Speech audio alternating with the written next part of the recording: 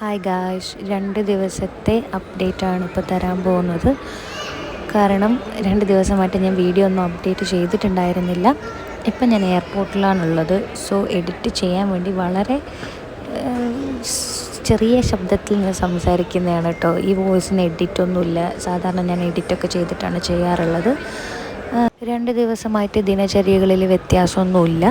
രാവിലെ എണീക്കുന്നുണ്ട്, food cook ചെയ്യുന്നുണ്ട്. Food cook ചെയ്യാൻ പറ്റാത്തപ്പോൾ ഞാൻ പോയിട്ട് പുറത്തുനിന്ന് കഴിക്കുന്നുണ്ട്. പക്ഷേ പുറത്ത് പോകുന്നുണ്ടെങ്കിലും ശ്രദ്ധിച്ചിട്ട് തന്നെയാണ് കഴിക്കുന്നത്.